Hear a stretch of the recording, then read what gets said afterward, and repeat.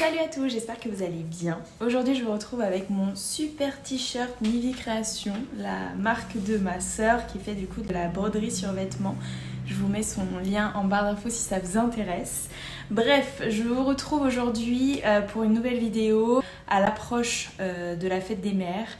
Je souhaitais du coup vous présenter quelques petites idées cadeaux si vous êtes en manque d'idées, d'inspiration comme moi. Je l'ai été pendant très longtemps, mais depuis que je suis maman, bizarrement, je trouve de l'inspiration. Donc je voulais vous faire partager tout ça. C'est parti. Donc pour cette vidéo, j'ai classé en fait mes idées en 4 catégories. Donc déjà la catégorie déco, la catégorie beauté, la catégorie plutôt expérience à vivre et création homemade, do it yourself.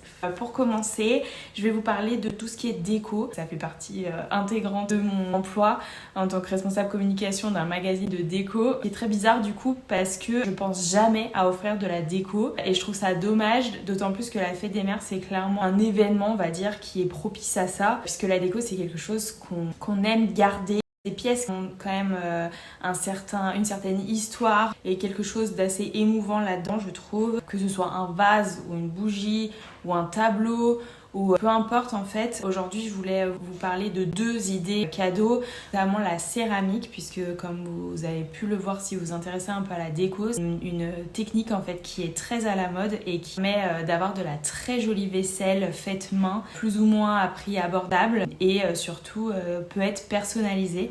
Donc je trouve cette idée vraiment trop cool. Je vous mettrai toutes mes idées en barre d'infos et également je pense faire un article sur mon blog lié à cette vidéo. Donc bref, les céramiques pour moi ça a une histoire en fait, c'est très émouvant je trouve d'offrir de la vaisselle aussi. Je sais pas si c'est quelque chose qui se fait chez vous, mais c'est vrai que la vaisselle se transmet d'une génération à l'autre. Je trouve que cette idée là de transmission etc pour la fête des mères c'est juste parfait.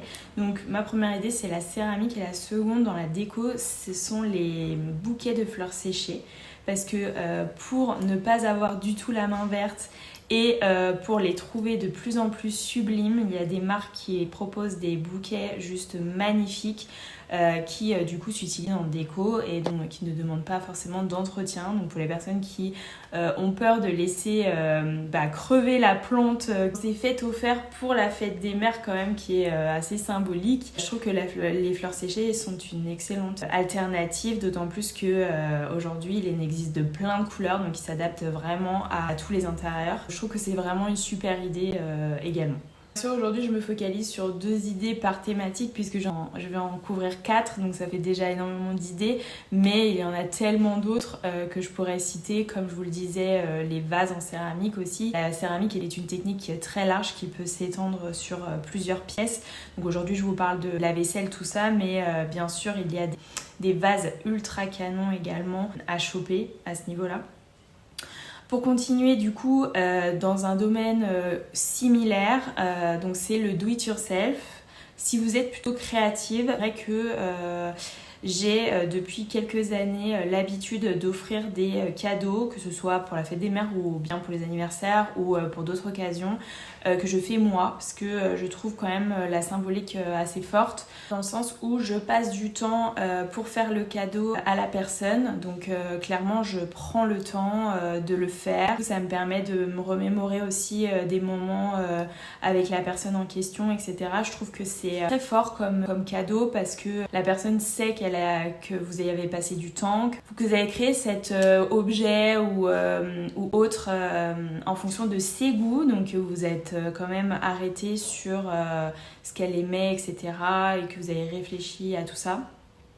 Donc moi, typiquement, si c'était à ma maman que je devais offrir quelque chose que je fais moi, j'aurais soit fait une illustration, vous le savez j'en fais pas mal pour le studio bleu clair que j'ai créé, mais je ferai du coup une illustration bien sûr d'une reprise d'une photo de nous deux, soit simplement un lieu qui nous est symbolique, etc.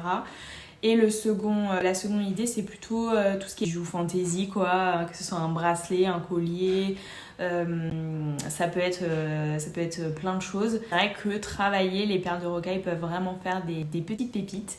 Donc voilà ma seconde idée. Je trouve que du coup, comme vous l'avez compris, je suis clairement fan des cadeaux homemade et je pense que ça peut plaire si c'est vraiment adapté à la personne en face.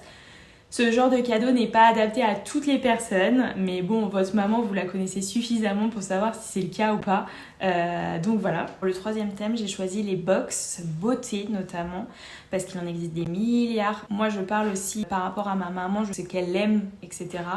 Et c'est vrai que les box beauté, quand on lui a offert, que ce soit pour Noël ou quoi, c'est quelque chose qui lui a toujours fait plaisir, dans le sens où c'est pas un cadeau d'une fois déjà, ça perdure dans le temps. J'ai regardé sur Blissim la box Fête des Mères dédiée en édition limitée du coup. Vous pouvez lui acheter celle-ci puis prolonger de 2-3 mois par exemple pour un abonnement pour que ça puisse perdurer ou pas, ou simplement la box spéciale Fête des Mères. Pour vous citer une autre box dont j'ai l'habitude de commander et qui est quand même ma box chouchou, c'est My Little Box. Je trouve que c'est une box qui est très complète puisqu'elle n'est pas uniquement beauté, elle est aussi lifestyle. Il y a de la déco, des accessoires mode, etc. Et je trouve que c'est plutôt cool. Mais comme j'en parlais à ma maman il n'y a pas très longtemps, je trouve que c'est une box qui est quand même limitée en termes d'âge.